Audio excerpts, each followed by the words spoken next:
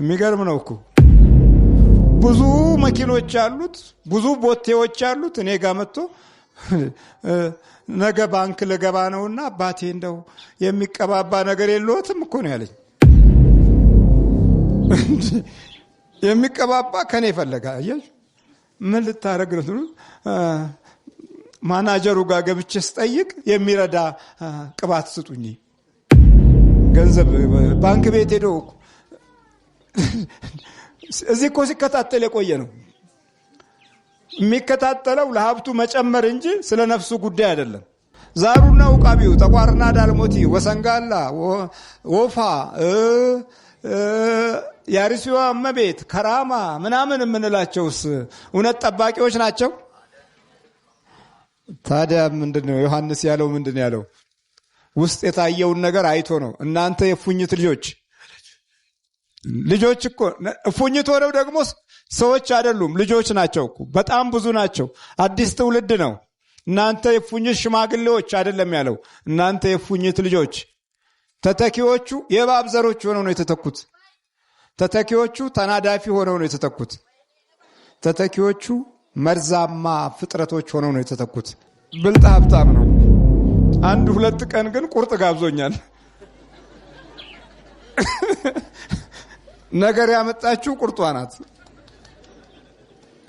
ከዛ በኋላ ቆራጮችን በትክክል ነው ማየው ስጋ የለበሰ ሁሉ የእግዚአብሔርን ማዳን ማየት ይችላል ይህ ነው እንጂ ያለው ያያል አይደለም ያለው ዛሬ ያያል አላለ ይህ ብቻ ነው ያለው ይህ ማለት ደግሞ የሚሰራው ሌላ ነው የሚያየው ደግሞ ሌላ ነው ይሄ ከተስፋ በላይ ያለፈ የድርጊት መግለጫ ነው ስጋ የለበሰ ሁሉ የእግዚአብሔርን ማዳን ይህ ግን ማየት የምትችለው ምኑ ሲሞላ ነው ነገሩኝ የህይወታችን አዘቅት ሲሞላ ነው እንደ እባብ ልባሞች እንደ ርግብም የዋሆች ሁኑ የሚል መጽሐፍ ቅዱሳዊ ቃልና ምክር አለ አንዳንዴ ጅላጅል መሆንም አያስፈልግም ምናልባት አንድ ጊዜ ሁለቴ ልትታለል ትችላለህ እድሜ ልክህን ግን አትታለልም ስለዚህ እንደ ርግብ የዋሆች እንደ እባብም ልባሞች ሁኑ ሲለን መንፈስ ቅዱስ በዛ ውስጥ የልባምነትን ኃይል ሊሰጥህ እንደሚችል እግረ መንገዱንም ይገልጽልሃል እና አዘቅቱ ካልተሞላ የእግዚአብሔርን ማዳን አናይም እያየን እንኳን አናይም ኩዚኮ እያየን እንኳን አናይም አንዳንዴ የሰዎች ጉዳት የሰዎች ጉስቁልና የኛ ነው ለማለትም እድሉን ስለማናገኝ የግድ የዛ የሌላው ጉዳት በአኗኗር ውስጥ እንደ ድርሻ ስትወስደው የዛን ጊዜ ለብቻህ ታለቅሳለህ አሁን ብዙ ህዝብ እያለን ለብቻ የምናለቅስበት ዘመን ነው ብዙ ዘመድ እያለን ለብቻ የምንጮህበት ዘመን ነው ብዙ አጋዦች እያሉን ለብቻ ኡኡታ የምናሰባበት ዘመን ነው ማንም አይሰማማ ለየብቻ ነው ለቅሶ ሁሉም ለየብቻ በየግል ልቦናውና ህሊና ውስጥ ዝግ ቤቶችና አዘቅቶች አሉት ስለዚህ በዛ አዘቅት ውስጥ የምንኖር ከሆነ እንግዲህ የማዳንን ጸጋ የእግዚአብሔርን ክብርና ኃይል ለማየት እድለኞች አይደለንም ቢሰራም ቢታይም እንኳን ማናምን ሰዎች ነን ስለዚህ አስቸጋሪ ነው እና ትልቁ ያሁኑ ህብረተሰባችን ትልቁ ችግር በጌታ መንገድ በኩል የማለፊያው ላይ አዘቅቱ አልተሞላም እያንዳንዱ የራሱ የሆነ ቁልቁሊት አለው ዝም ብሎ እየተሽቀነጠረ የሚወርድበት ቁልቁለት አለው አዘቅት ማለት እንግዲህ ወደ ታች የወረደ የምድር ገጽታ ነው ወደ ታች የተሸረሸረ የተበላ ምድር መለያ ነው የተለያዩ አይነት የተፈጥሮ ጉዳቶች የደረሱበት ምድር ማንጸባረቂያ ሲሆን ይሄንን በሰው ህይወት ውስጥ መልሶት ታየው የእግዚአብሔር መንፈሳዊ ተስፋ ቃል ተናጋሪ አዋጅ ነጋሪ መሆኑ ብቻ ሳይሆን የአዋጁ ኃይል የቃሉ ማረፊያ በህብረተሰብ ውስጥ ያለውን ጉዳት ለማየት እድሉን አግኝቷል የግድ ኢኮኖሚስት መሆን የለብህም። የግድ ሳይንቲስት መሆን የለብህም። የግድ የፖለቲካ የቲዮሪ ዓለም ንድፈ ሐሳብ የረጅም ዘመን ተማሪ መሆን የለብህም። በህብረተሰብ ውስጥ ያለውን ችግር ለማስተዋል ያንን ለማስተዋል የሚበቃህን ኃይል ከእግዚአብሔር የምታገኘው ስትንበረከክና ከእግዚአብሔር ስትማር ብቻ ነው።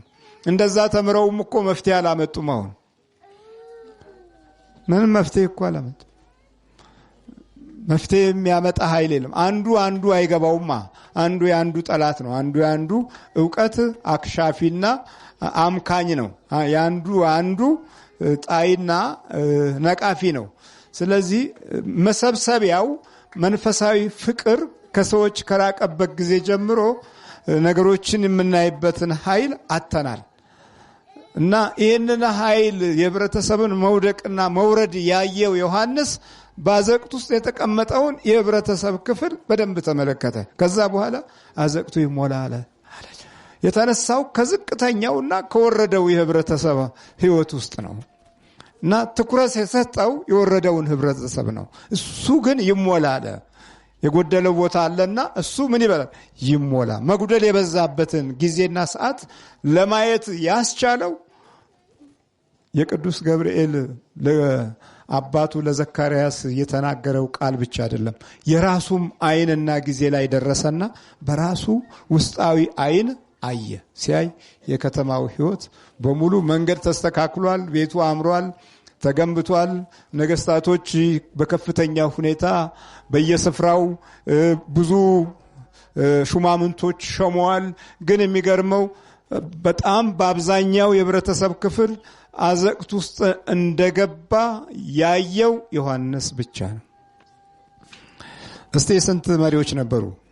ጢባሪዎስ ይላል የሉቃስ ወንጌል ምዕራፍ 3 ላይ ጢባሪዎስ ቄሳርም በነገሰ በ15ኛይቱ ዓመት በስንተኛ ዓመት? ጢባሪዎስ እንግዲህ ነግሷል። እሺ ጴንጤናዊ ጲላጦስም በይሁዳ ሲገዛ በይሁዳ እየገዛ ነው ጲላጦስ። ሄሮድስም በገሊላ የአራተኛ ክፍለ ገዢ በሆነበት ጊዜ ሄሮድስም ገዢ ነበር። ይኸው ቀጥሎ ወንድሙ ፊልጶስ በኢጡሪያስ እና በጥራኮኒዶስም አገር የአራተኛው ክፍለ ገዢ በነበረበት ጊዜ ይሄም ደግሞ ሌላ ገዢ ነበረ። ሐናና ቀያፋም ሊቀ ካህናት በነበሩበት ጊዜ በስማም ብዙ ሰው የለም። ለቤተልሔም በዛ ምድር ላለ ህዝብ በዛ ሀገር ላለ ትውልድ ብዙ ሰው አለው የለው? በገዥነት ደረጃ ብዙ አሉ። በቤተ ክህነት ሊቀ ካህናትና ቀያፋ ሐናና ቀያፋ ሊቀ ካህናት ሳሉ የእግዚአብሔር ቃል ወደ ዘካርያስ ልጅ ወደ ዮሐንስ በምድረ በዳ መጣ ይላል። ለምን እነዚህ ጋር አልደረሰም? እግዚአብሔር ምሕረቱን ያብዛልን። እነዚህ ሰዎች ቢያዩ ማያዩ ማያችሁ እያየን ማናየው ነገር የለም። ሆን ብለን የምናየውና ሆን ብለን ማናየው ነገር የለም። ሌላው ደግሞ አይተን እንኳን እንዳላየ የምንሆነው ነገር የለም። እግዚአብሔር የሚፈልገው ሆን ብለው ሊያዩ የሚችሉትን ብቻ ነው። አይተው ደግሞ የሚሸሹትን ሳይሆን አይተው የሚሳተፉትን ነው። እንዲህ ነው እግዚአብሔር የሚፈልገው። እያየን እንደማናይ የምንሆነው ይኸውላችሁ። እነዚህ ስንት ናቸው? በጣም ብዙ ናቸው። ጢባሪዎስ ቄሳር፣ ጲላጦስ፣ ሄሮድስ፣ ፊልጶስ እና ሐናና ቀያፋ ሊቀ ካህናት ሳሉ የእግዚአብሔር ቃል ወደ ዘካርያስ ልጅ ወደ ዮሐንስ በምድረ በዳ መጣ። በየት መጣ? አባቶቻችን እኮ ዙሪያውን በእግዚአብሔር መንፈስ ስለነበሩ ፍርደ ገምድልነት ሳይኖር፣ ዘረፋና ንጥቂያ ሙስና ሳይኖር፣ ሌብነት ሳይኖር በእምነት ብቻ በርካታ መንፈሳዊ ትውልዶችን ተክለው እድሜያቸውንና ጊዜያቸውን ግማሹም በመሪነት ግማሹም በገዳም የጨረሱ እኮ አሉ። እነናኩተ ለአብ አሉ እኮ። ምን ያደርጋል ገዛነው አየነው ብለው ወደ እግዚአብሔር የገቡ አሉ እኮ። አየነው ገዛን አየን አገለገል የለም ደግሞ እስቲ ብለው ወደ እግዚአብሔር ተመልሰው ዘመናቸውን ሰዓታቸውን በገዳም የጨረሱ በውጭው ዓለምም አሉ እንደዚሁ። ከመሪነት ወደ ድንጋይ ውስጥ ገብተው ድንጋይ ውስጥ ተኝተው ጊዜያቸውን የጨረሱ አሉ። እነዛን የምናገኘው እነዛን የምናወጣው ታዲያ ከዚህ ከትልልቁ ከስጋዊ ተቋም አይደለም። ከዛም አየን እኮ ይኸው እድሜ ልክህን ከዛ ብትፈልግ አታገኘውም። የሚማረውም ከዲያብሎስ ጋር በተያያዘ በተሰወረ ሴራ በኩል ስለሆነ እንኳን ለአንተ ሊሆን ለራሱም አይሆንም። ዛሬ መማርህ ለራስም አትሆንም። ከራስህ ባህሪ ጋር እንኳን ተፋልመህ እንኳን ሌላውን ቀርቶ ከራስህ ህይወት ጋር እንኳን መተዋወቅ እስኪያቅትህ ድረስ ገና ፍለጋ ላይ ነን ያለ ነው። ሰዎች ራሳቸውን እየፈለጉ ነው። በእውቀት ውስጥ ፈልገው አተውታል። በሜዲካል ፈልገው አተውታል። በባዮሎጂ ፈልገው አተውታል። በባዮሎጂ ሲፈልጉት ደምና ስርህ ይታያል። በኤክስሪ ስትፈልገው አጥንቶችህ ይታያሉ፣ ልብህ ይታያል። እነዚህ የሰው ሙያዎች የማያዩት አካል ግን በውስጥ ተደብቋል። ሌላ አለ የተደበቀ ፍጡር፣ በአንተ ጥበብ የማታገኘው በአንተ እውቀት የማትደርስበት ሌላ ገዢ አለ። ከዛ ሌላ ገዢ ኃይል ውስጥ ለማምለጥ የምትችለው እንዲሁም ደግሞ የእግዚአብሔር ኃይል ያስፈልጋል። ይሄም ሌላ ኃይል ነው። በአንተ ሙያና በዚህ በኢንሳይክሎፒዲያ ጥበብ ውስጥ ባሉ ቋንቋዎች አውጥተህ የምታብራራው ነገር አይደለም። አለ ሌላ የእግዚአብሔር ነገር ይሰወርብሃል። አንደኛው ሌላ ነው። የዲያብሎስ ነገርም ይሰወርብሃል። ሁለተኛው ሌላ ነገር ነው። አንተ በመካከሉ የሚቀልጡና የሚጠፉ የሚነጉዱና የሚበላሹ አመቶች ፊት ትቆማለህ። እግዚአብሔር ማስተዋሉን ይስጠን።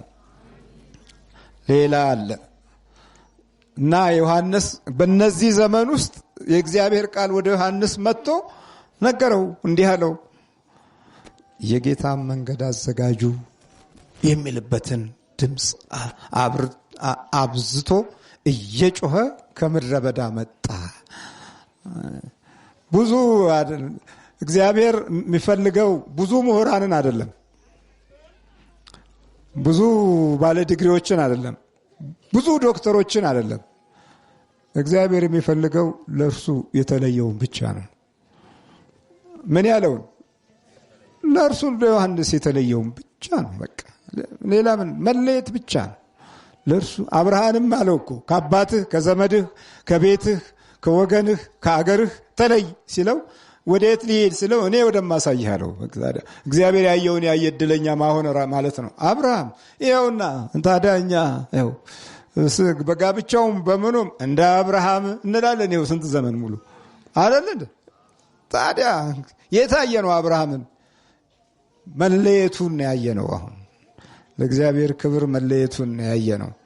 እና ብዙ ትውልድ የሚያልፍ ስም ለብዙዎች አባት ትሆናለህ ስላለው ምንም አልክ ምንም ብታምንም ባታምንም ሁል ጊዜ በድግሱ ፊት በሰርጉ ፊት እንደ አብርሃም ትላለህ። ባታምንም እኮ ነው ለሆድህም ስትል እንደ አብርሃም ትላለህ። ግዴታ ነው። በቃ አለቀ። ምንም የግድ ትጠራዋለህ ማለት ነው። እንኳን አብርሃም ዛሬ ሰይጣኔንም አታምጣው እያልክ አንዳንዴ ትበሳጨለህ። ጠላትህን እንኳን አታምጣብኝ ትላለህ። ምን ያህል እንደመጣና እንደወረሰህም በዚሁ ይታወቃል ማለት ነው። ሰይጣኔን አታምጣው። አንዳንዴም ከማያውቁት መልአክ የሚያውቁት ሰይጣን ይሻላል። ለምን? በዶሮ አታልለዋለሁ ማለት ነው። ግን እንዲህ በቀላሉ በዶሮ የሚታለል አይደለም ማለት። ለምን? እናቶች እያባበሉት ስለኖሩ ከማያውቁት መልአክ የሚያውቁት ሰይጣን ይሻላል የሚለውን ቃል በቅርብ ተቀብለነው ዘወትር አጽድቀነው ኖረናል። ስለዚህ አይነ ጥላውንም ስም እየሰጠን ሰይጣን ነው እንዳንል አይነ ጥላ ነው እንላለን። ቡዳ ነው እንዳንል ማለት ሰይጣን ቡዳ ነው እንዳንል ቡዳ ነው ብለን እንትንላለን፣ በቃ እንሸፍናለን፣ መሸፋፈኛ አለን። ስለዚህ የአዘቅቱ ጉዳይ የሚታይ እንግዲህ በእውቀት ብቻ አይደለም ማለት ነው። ወደ ታች መውረዳችንን በኢኮኖሚስት እና በኢኮኖሚ ሳይንቲስቶች አይደለም የሚታወቀው፣ በዚህ ብቻ አይታወቅም። በእግዚአብሔር መንፈስ የበለጠ ታውቀዋለህ። ስለዚህ የጌታ ማለፊያ እንዲሆን አዘቅቱ ይሞላ ነው። በቃ አዘቅቱ ይሞላ አለና ቀጠለና ደግሞ ማዳኑን ለማየት ተራራውና ኮረብታው ሁሉ ዝቅ ይበል አለ። ምን ይበል አሉ? እንደ ደግሞ እንዲህ የሚጋርዱ አሉ። አዘቅት ቁልቁል ሲሆን ተራራ ደግሞ ከፍታ ነው አይደል እንዴ? አዎ። በወታደራዊ ጠባያቶች ውስጥ ትልቁና ወሳኙ ቦታ ተራራ ነው። ቅድሚያ ይሰጣል ተራራን ለመያዝ። ዲያብሎስም ቅድሚያ ከፍ ያለ ስፍራና ቦታ ይፈልጋል። ከሰዎች ከፍ ያሉትን፣ በአስተሳሰብ ከፍ ያሉትን፣ ሌላውን ለመጋረድ የሚችሉበት ቦታ ላይ ክፉ መንፈስ አሰላለፉን ያመቻቻል። ግን ምን አለ ዮሐንስ? ተራራው ምን ይበል? ዝቅ ይበል። በትልቅነት የኖርንባቸው ጊዜያቶች ትልልቅ ውድቀቶችን ከማስከተላቸው በፊት በእግዚአብሔር ክብር ፊት ዝቅ እንድንል የእግዚአብሔር መልእክትና የአዲስ ኪዳን የጥምቀት ጎዳናዎች መንገድ ላይ የሚገልጽልን የሕይወት ቃል ነው። ዝቅ ከፍ ያለው ዝቅ ይበል። ከዛ የእግዚአብሔርን ማዳን ማየት ይቻላል ማለት ነው። ዝቅ አልል ብለን አይደል እንደ እስከ ዛሬ ድረስ ብዙ መከራ የምናየው። በጣም ዝቅ ያሉ የዲያብሎስ ልጆች አስረው የሕይወታችንን ዘመን አጨንግፈውታል። ዝቅ ያሉ ናቸው እኮ በጣም ዝቅ ያሉ። ሸለቆ ውስጥ ያሉ ልጆች ከፍ ብለን ያለነውን አውርደው አሁን በተለያዩ የውድቀት ችግሮች ውስጥ እንገኛለን። አጠቃላይ የሕይወት ቅዠት ውስጥ እንኖራለን። እንደው አይገባንም እንጂ እንደዚህ ነው። መጀመሪያ የጎዳን ግን ትልቅነታችን ነው። ተራራ ሆነን ሌሎችን ከልለን ለእኛም ተከልሎብን እናያለን ብለን አናይም። ትልቅ ቦታ ላይ ሆነን ሁሉንም ተቆጣጥረነዋል ብለን አንቆጣጠርም። እና ተራራው ምን ይበላል? ኮረብታውስ ዝቅ ይበልና በሰርጓዳው ቦታ ላይ የተደለደለውን ስፍራና ቦታ ይስተካከል። ያኔ ሁሉም ይታያል። የሚከለል የለም። ከአድማስ ባሻገር ያለውንም አገር ማየት ትችላለህ። በሩቅ ማየት ትችላለህ። በቅርብ ማየት ትችላለህ። አሁን ተራራ ትሆንና ችግር ነው፣ ማየት አትችልም። አርቀህ አታይም፣ አርቀህ አታስተውልም። የምታስተውለው ከምቀኝነት አንጻር እዛው በዛው ነው። እዛው በዛው። ከዛ በኋላ ትውልድህ ደግሞ ያንተን መሰረት ከናካቴው የሚጥል፣ የሚንቅ፣ የሚያፈርስ፣ የሚበትን፣ የሚሰርቅ፣ የሚያታልል ሆኖ ባዶ እጅህን ሳትሞት ባዶ እጅህን ሆነህ መሰናበት ነው። ባዶ እጅን ወደ ባዶ መቃብር መጓዝ ነው። ይሄው ነው፣ ሌላ ነገር የለም። ስለዚህ የእግዚአብሔርን ማዳን ለማየት መጀመሪያ እነዚህ ከፍታዎች መውረድ አለባቸው። ዝቅ ማለት በእውቀት ላይ ወጥተናል። ስለዚህ ወደ ታች መውረድ አንፈልግም እና ላይ ካሉት አጨብጫቢዎቻችን ጋር ነው ጊዜያችንን የምንጨርሰው። ላይ ያሉት የሚያጨበጭቡት ደግሞ በቀላሉ አይለቁህም። እስከ መጨረሻው ድረስ ዳፍንት ይዞ እስኪዞሩብህ ድረስ እያጨበጨቡ ገደል እስክትገባ ድረስ ይጠብቁሃል። ብዙዎቻችን በዚህ በእውቀት ምህዳር ውስጥ ያለንበት እንቅስቃሴ ብዙ ድንቁርና መጥቶ እስኪሸፍነን ድረስ በትልቅነት ውስጥ ተደብቀን ዘመናቶቻችንን ጨለማ እንዲይዛቸው ለማድረግ የክፉን ኃይል ዝግጅት ሳንነቃበት ጭምር ኖረናል እና ተራራው ዝቅ ይበል እኮ ነው። ብዙ ተራራዎች አሉ ወደዚህ የማይመጡ፣ ብዙ ኮረብታዎች አሉ ወደዚህ የማይመጡ። እንደውም መምጣታችሁን በመንቀፍ ደረጃ ሰፊ አሰላለፍ ያደርጋሉ። ትልልቅ ፕሮፓጋንዳም ይነዛሉ። ግን መጽሐፍ ቅዱስ ምንድን ነው የሚያለው? ተራራው ምን ይበል ነው? ዝቅ ይበል። ከዛ በኋላ ማየት ትችላለህ። የማንን ማዳን? የእግዚአብሔርን ማዳን። ይሄ ነው በቃ ዮሐንስ የቅዱስ ሉቃስ ወንጌል የሚነግረን። ተራራው ዝቅ ይበል፣ ጠማማውም የቀና መንገድ ይሁን። ደግሞ አለ ኮረብታውንና ተራራውን ስታልፍ ጠማማ ደግሞ ይጠብቃል። ጠማማ መንገድ ጊዜ ፈጃል፣ ሰዓት ያበላሻል፣ ድካምህንም ይጨምራል፣ ላብህንም ያፈሳል። ተጣሟል። ቀጥ ብለህ ለመሄድ የምትችልበትን እድል ስለማታገኝ ዛሬ መንገዶች ከፍተኛውን ወጪ የሚጠይቁት አብዛኛው የየትኛውም ዓለም የነገስታት ገንዘብ ትልቁ ማረፊያው ቦታ መንገድ ላይ ነው። ከህብረተሰቡ አኗኗር ይልቅ የበለጠ የሚጠይቀው የመንገድ ስራ ነው። አሁን በህብረተሰብ ውስጥ ያሉ ፍጆታዎችን ከማሟላት በላይ ቅድሚያ የሚሰጠው የመንገድ መስተካከል ጉዳይ ነው። መንገድ ከተስተካከለ ዳቦም ቶሎ ይደርሳል፣ ስንዴም ቶሎ ይደርሳል፣ ንግዱም ቶሎ፣ ትርፉም ቶሎ፣ ሁሉም ነገር ማህበራዊ ግንኙነቱም ቶሎ። ግን ሌባውም ቶሎ ነው የሚደርሰው። ደህናው ብቻ አይደለም ቶሎ የሚደርሰው፣ ሌባውም በፍጥነት ሰርቆ ይጠፋል። ስለዚህ ለማንኛውም ቀጥ ያለ መንገድ ያስፈልገናል። በክርስቶስ መንፈሳዊ ኃይል ውስጥ ስናይ ደግሞ ጠማማውም ምን ይበል ነው ያለው? ቀጥ ይበል። ይሄ ነው በቃ። ጠማማውም ቀጥ ይበል። አይ ጉድ! ስንት ዘመን ተጣመን ይኖር ነው እኮ ወገኖች። መጣመም የዕለት ኑሯችን አንደኛው መግለጫ ነው፣ ከባህሪያችን ጨምሮ ማለት ነው። ዛሬ እንደምን አደራችሁ ብሎ ለስለስ ካለ ምን ለማለት ፈልጎ ነው እኮ የሚባለው? ተጣመን ነው አይኖር ነው። ዛሬ ለስለስ አለች ያለ ምክንያት አይደለም።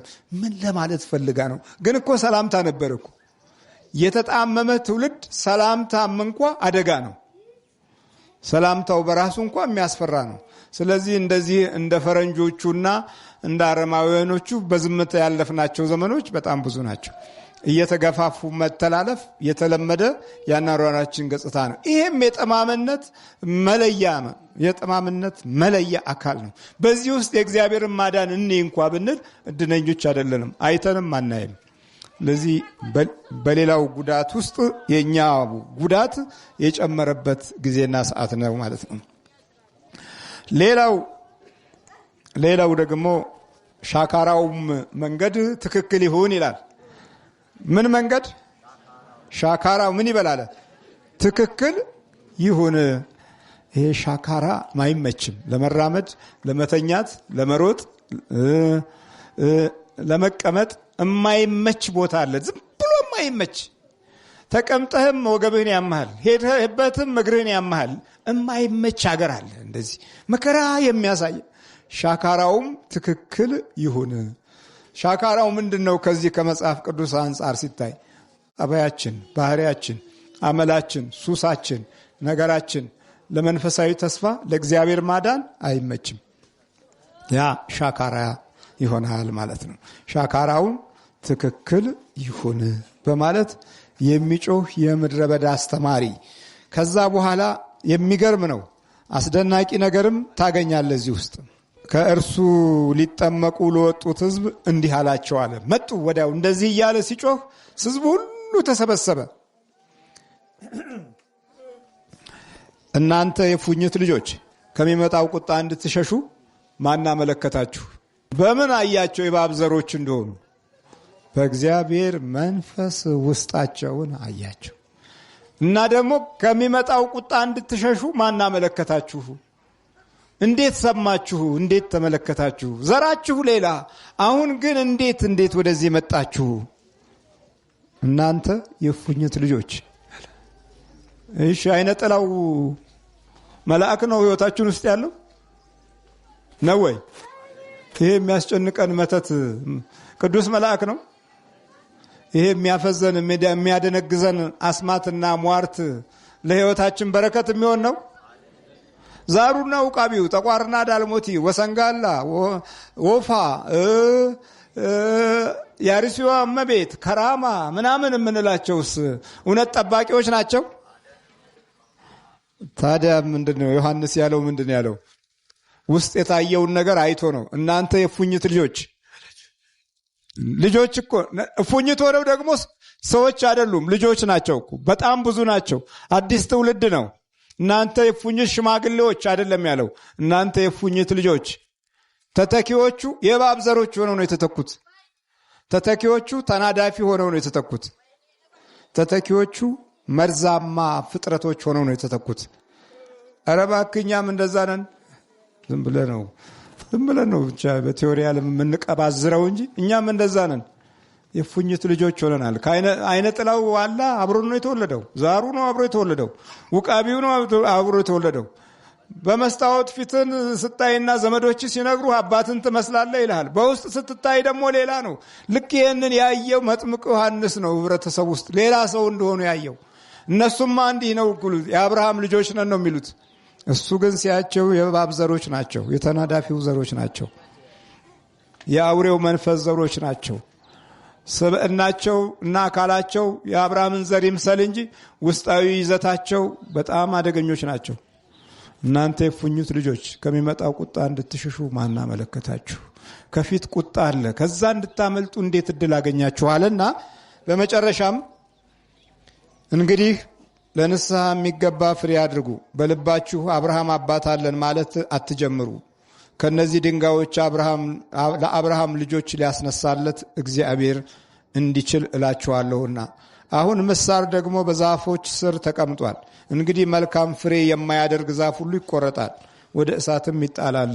ወዴት ይጣላል ታዲያ? ሲጋራ ትገዛ የለ እንደ አንተ? የማያፈራው መልካም ፍሬ የማያፈራው ወደ ምን ይጣላል ታዲያ? በቃ ክብሪት ትገዛ የለም፣ በኪስህ ትይዝ የለም፣ ላይተር ትይዝ የለም። ይሄ አይደለ እንዴ ምሁርነታችን? ይሄን አይደለ ያመጣ? አዋቂነታችን፣ ተቋማችን እሳት አይደለም ያመጣ? ወደ እሳት ይጣላል። ከዛ በኋላ ካንተ ምን ይጠበቃል? ወደ እሳት ይጣላል። ደግሞ የእሳት ዘመን ነው። ሁሉ ነገር እሳት ነው። ሁሉ ነገር የሚተኮሰውም እሳት ነው፣ የሚፈነዳውም እሳት ነው፣ የሚያጋየውም እሳት ነው። የባቢሎን ዘመን የነበረውን ነገር ያቆመው እግዚአብሔር ነው። በእሳትን ተኩስና ዝናችንን ላይ እናውጣ ነበር ያሉት እኮ። በእሳት ተኩሰው ከወጡ በኋላ መግባባት አቃታቸው። ባቢሎን በሚል ስም ተሰየመና ለቀው ጠፉ፣ ተበታተኑ። በቃ እንደዚህ ነው እግዚአብሔር ያቆማል። እና እዚህ ወደ እሳት ይጣላል ላላቸው ሲላቸው፣ ህዝቡም እንግዲህ ምን እናድርግ ብለው ይጠይቁት ነበር። መልሶም 2 ልብስ ያለው ለሌላው ያካፍል። አያችሁ፣ ከሚመጣው ቁጣ ለመሸሽ 2 ልብስ ያለው ከዛ የማንን ማዳን?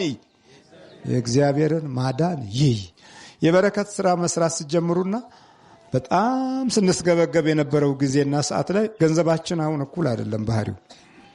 በረከት ያልሰራንበት ጊዜ መጥፊያውን ያበጅ ነበር። በረከት መስጠት ስንጀምር ደግሞ የራሱ የሆነ መጠበቂያ ኃይል በእጅ ውስጥና በኪስ ውስጥ በልቡ ውስጥ እግዚአብሔር ያስቀምጣል።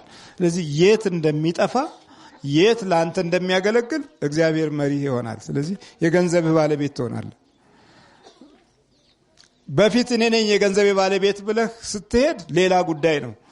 ከኪስህ ይዘኸው ይጠፋል። በኪስህ ይዘኸው እኮ ነው። ይዤዋለሁ ብለህ ስትገባ የለም ማወሰደው ብለህ ትጮኻለህ። ይሄ ነው በቃ።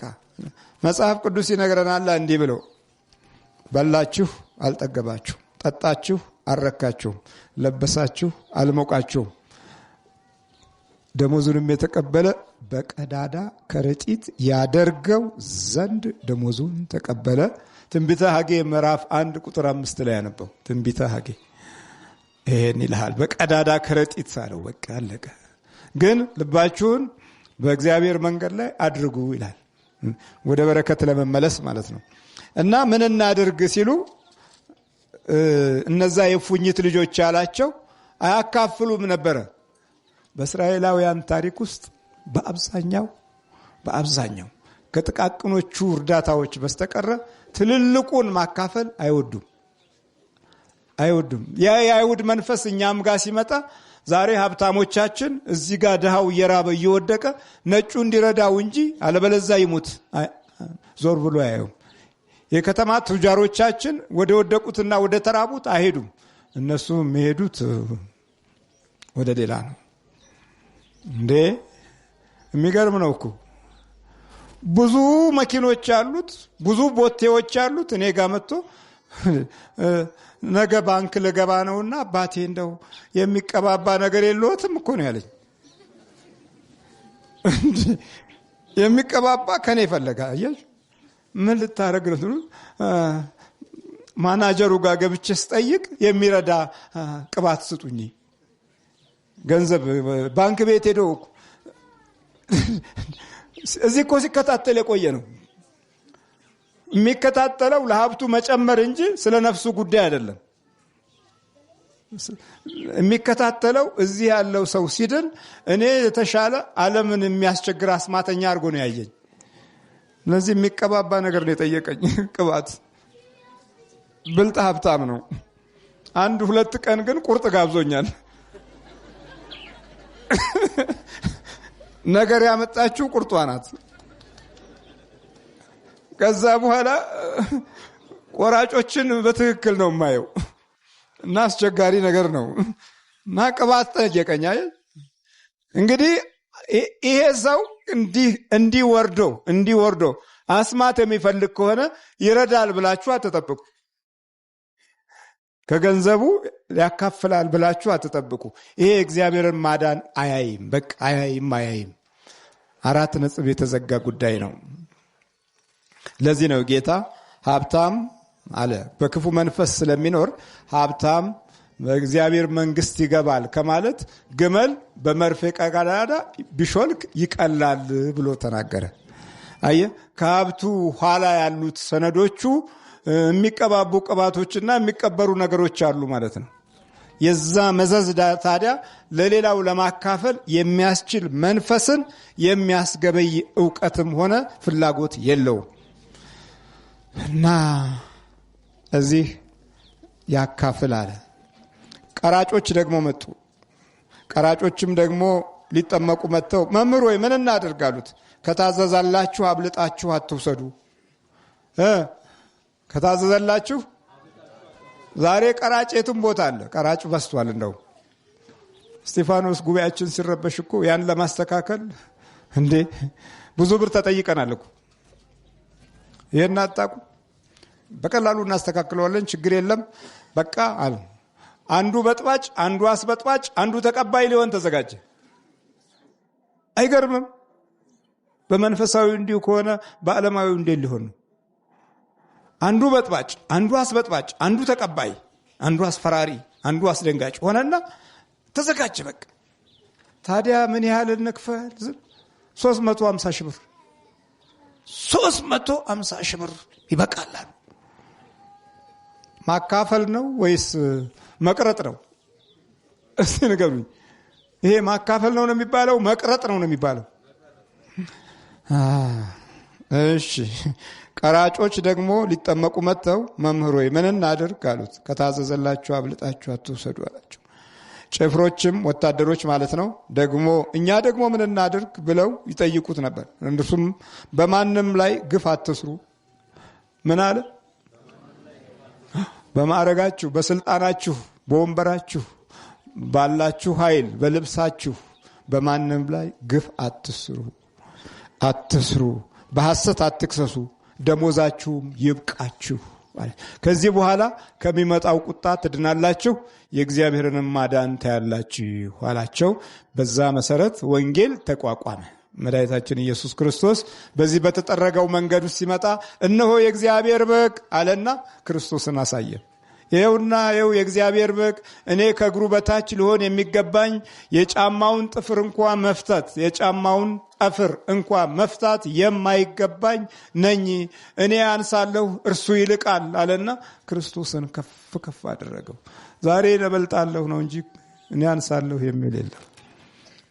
እኔ አንሳለሁ እርሱ ይልቃል አለና እንዴት አይነት ቃል ተናገረ! በዮሐንስ ወንጌል ምዕራፍ 1 ላይ እስከ መጨረሻው የዮሐንስን መልእክት ታገኙታላችሁ።